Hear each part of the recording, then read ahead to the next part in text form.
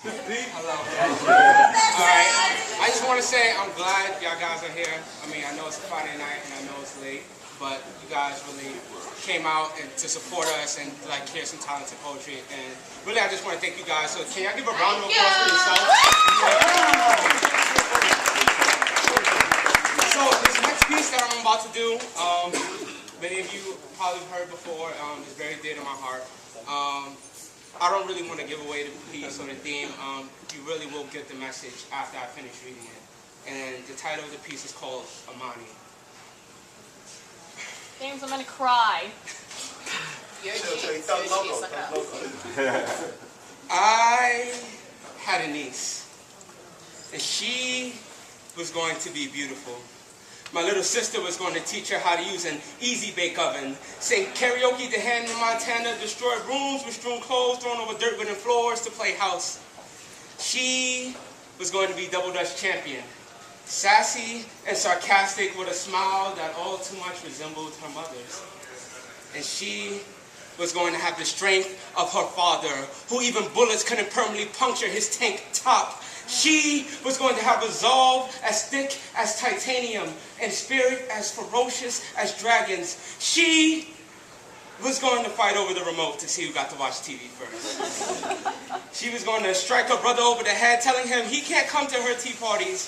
She was going to attract masses, be muses towards Vincent van Goghs. She was going to be loved and envied for all that she would accomplish. But she never came. And this was somehow my fault, because God saw my anticipation and my eagerness to tend to a new niece, that he decided to deliver her into the world prematurely. Mother Nature decided to break my sister's water early. And like the levees and Katrina, but there was no FEMA to solve the math after. Because if you do the math after, if you birth the baby in 20 weeks when you still have 4 months, then it's likely that your child will be produced with no lungs. She was beautiful, so much that her own beauty had made her breathless. Imagine holding your daughter, who is barely human, and caressing her in your arms, pulling her so tightly to your skin that you hope to reabsorb her and go through the birthing process again. Maybe this time we'll get it right. Like, maybe this time I'll give her life. Imagine shushing a baby to sleep who never even had their first word. Who going home to a house with clothes she never wore, with toys she never used, and keeping a picture of the ultrasound under your pillow. Imagine being my sister. But God had been merciful.